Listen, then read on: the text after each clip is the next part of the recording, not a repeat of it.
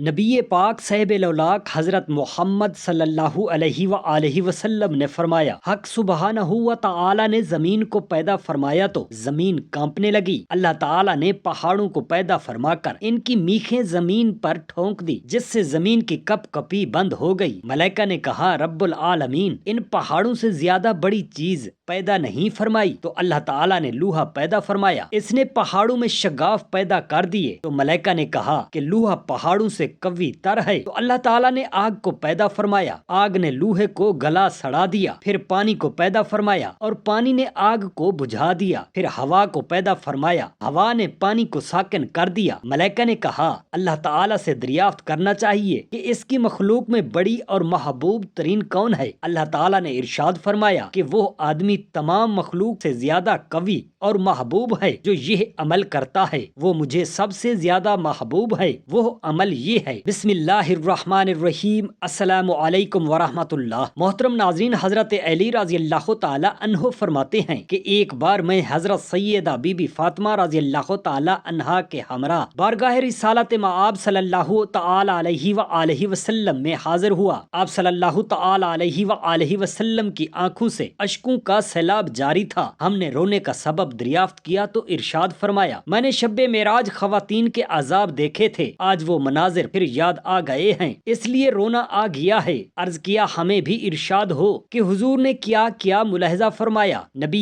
کریم صلی اللہ علیہ وآلہ وسلم نے ارشاد فرمایا، میں نے دیکھا ایک عورت بالوں سے لٹکی ہوئی ہے اور اس کا دماغ کھول رہا ہے۔ یہ اس عورت کی سزا تھی جو اپنے بال غیر مردوں سے نہیں چھپاتی تھی۔ ایک عورت کو دیکھا زبان سے لٹکی ہوئی تھی اور اس کے دونوں ہاتھ پیٹھ کی طرف باندھ دیے گئے تھے، یہ اپنے شوہر کو زبان سے تکلیف دیتی تھی۔ ایک عورت کو دیکھا کہ اس طرح لڑکائی گئی ہے کہ چاروں ہاتھ پاؤں پیشانی کی طرف باندھے ہوئے ہیں، سانپ اور بچھو اس پر مسلط ہیں، یہ اپنے شوہر کی اجازت کے بغیر گھر سے باہر نکلتی تھی اور حیض و نفاس سے غسل نہیں کرتی تھی۔ ایک عورت کو دیکھا کہ اپنا ہی جسم کھا رہی ہے اور اس کے نیچے آگ دھونکی جا رہی ہے، یہ غیر مردوں کے لیے زینت اور لوگوں کی غیبت کرتی تھی۔ ایک عورت کو دیکھا کہ اس کا جسم آگ کی کینچی سے کاٹا جا رہا ہے، یہ اس عورت کی سزا تھی جو اپنا جسم اور اپنی زینت غیر مردوں کے لیے کرتی تھی۔ ایک عورت کو دیکھا کہ اس کا سر خنزیر کی طرح ہے جبکہ دھڑ گدھے کی مانند ہے اور متعدد عذاب اس پر ہو رہے ہیں، یہ جھوٹی اور چغل خور تھی۔ ایک عورت کو دیکھا کہ وہ کتے کی مانند ہے اور سانپ اور بچھو اس کے قبل سے گھستے ہیں اور دبر سے نکلتے ہیں، اور ساتھ ہی ساتھ فرشتے آگ کے ہتھوڑے بھی اسے مارے جا رہے ہیں کیونکہ یہ اپنے شوہر سے بغض رکھنے والی تھی۔ روایت ہے کہ حضور اقدس صلی اللہ علیہ وآلہ وسلم نے ارشاد فرمایا، کل بروز قیامت ایک حاکم وقت کو بارگاہ الہی میں پیش کیا جائے گا جس نے حد سزا کے نفاذ میں کچھ کمی کر دی تھی، اور اس سے پوچھا جائے گا کہ تو نے ایسا کیوں کیا؟ وہ کہے گا، شفقت اور اس پر ترس آنے کی وجہ سے۔ فرمایا جائے گا، کیا تو مجھ سے زیادہ ان بندوں پر رحم کرنے والا ہے؟ چنانچہ اس حاکم وقت کو دوزخ میں ڈال دیے جانے کا حکم دیا جائے گا۔ پھر دوسرا حاکم وقت پیش کیا جائے گا جس نے مقررہ کوڑوں سے ایک کوڑا زیادہ مار دیا ہوگا، اور اس سے پوچھا جائے گا کہ تو نے ایسا کیوں کیا؟ تو وہ بھی ایسا ہی جواب دے گا اور کہے گا، اس لیے کہ لوگ تیری نافرمانی سے باز رہیں۔ ارشاد باری تعالیٰ ہوگا، کیا تو مجھ سے بہتر فیصلہ کرنے والا ہے؟ پھر اسے بھی دوزخ میں ڈال دیا جانے کا حکم دیا جائے گا۔ حدیث پاک میں اللہ کے رسول صلی اللہ علیہ وآلہ وسلم ارشاد فرماتے ہیں کہ زانی بروز قیامت اس حال میں لائے جائیں گے کہ ان کے چہروں سے آگ بھڑکتی ہوگی اور شرم گاہوں کی بدبو کی سبب لوگوں کے درمیان پہچانے جائیں گے، ان کے منہ کے بل زمین پر گھسیٹا جائے گا۔ پھر جب وہ جہنم میں داخل کیے جائیں گے تو جہنم کا داروغہ ان کو آگ کی قمیض پہنائے گا۔ اگر زانی کی اس قمیض کو اونچے پہاڑ کی چوٹی پر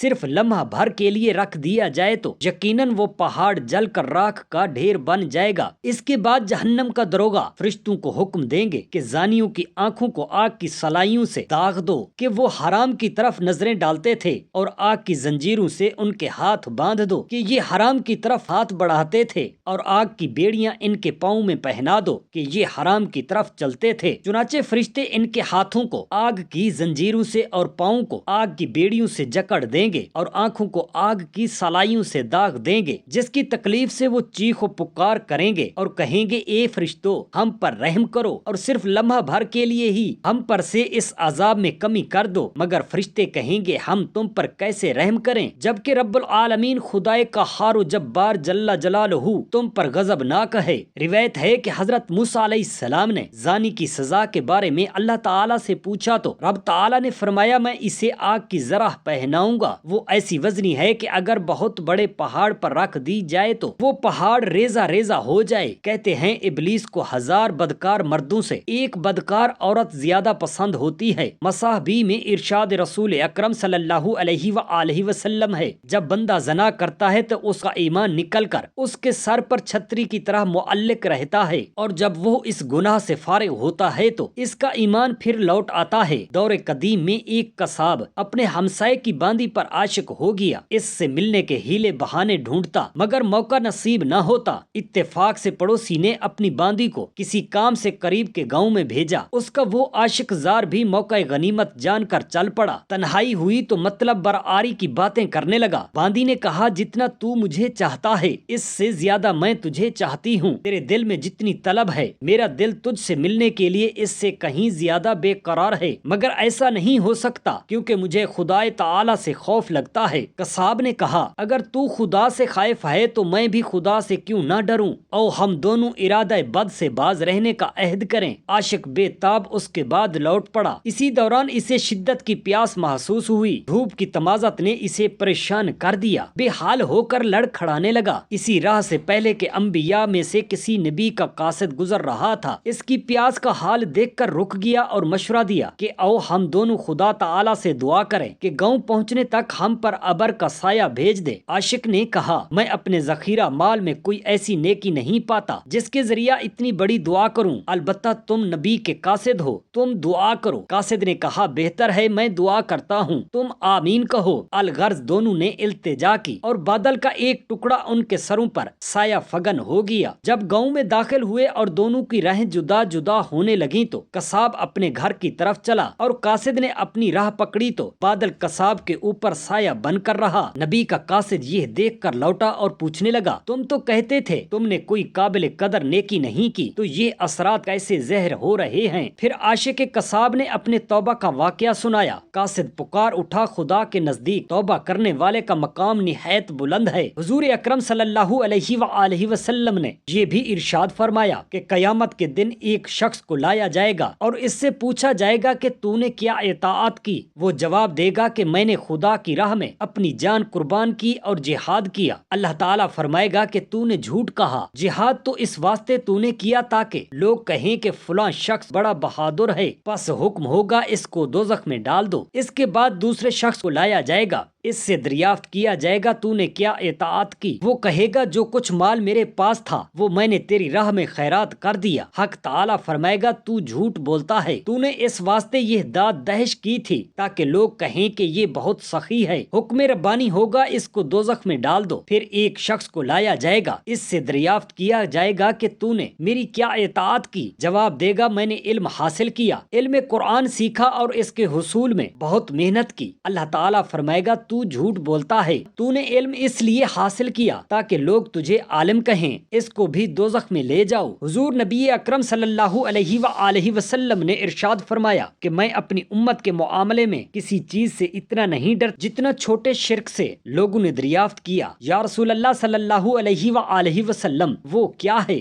آپ نے فرمایا وہ ریا ہے، اور قیامت کے دن اللہ تبارک و تعالی فرمائے گا اے ریا کارو تم ان لوگوں کے پاس جاؤ جن کو دکھانے کے لیے میری عبادت کیا کرتے تھے اور اپنے عمل کی جزا انہی سے مانگو۔ حضرت شداد بن اوس رضی اللہ تعالی عنہ کہتے ہیں کہ رسول اللہ صلی اللہ تعالی علیہ وآلہ وسلم کو ایک بار میں نے اشک بار پایا، میں نے عرض کیا یا رسول اللہ آپ کس وجہ سے رو رہے ہیں؟ حضور نبی اکرم صلی اللہ علیہ وآلہ وسلم نے فرمایا کہ مجھے خوف ہے کہ میری امت کے لوگ شرک میں مبتلا ہو جائیں گے، وہ بت پرستی یا ستارہ پرستی تو نہیں کریں گے بلکہ عبادت ریا کے ساتھ کریں گے۔ حضور حضور نبی کریم صلی اللہ علیہ وآلہ وسلم کا ارشاد ہے کہ ریاکار کو قیامت کے دن پکارا جائے گا اور اس سے کہا جائے گا اے ریاکار، اے مکار، تیرا عمل ضائع ہوا، تیرا اجر باطل ہوا، جا اور اپنا اجر اور اپنی مزدوری اسی سے مانگ جس کے لیے تو نے یہ عمل کیا تھا۔ جب حق سبحانہ و تعالی نے زمین کو پیدا فرمایا تو زمین کانپنے لگی۔ اللہ تعالی نے پہاڑوں کو پیدا فرما کر ان کی میخیں زمین پر ٹھونک دی جس سے زمین کی کپ کپی بند ہو گئی۔ ملائکہ نے کہا کہ حق تعالی نے ان پہاڑوں سے زیادہ قوی اور کوئی چیز پیدا نہیں فرمائی تو اللہ تعالی نے لوہا پیدا فرمایا، اس نے پہاڑوں میں شگاف پیدا کر دیے۔ تو ملائکہ نے کہا کہ لوہا پہاڑوں سے قوی تر ہے۔ تو اللہ تعالیٰ نے آگ کو پیدا فرمایا، آگ نے لوہے کو گلا سڑا دیا۔ پھر پانی کو پیدا فرمایا اور پانی نے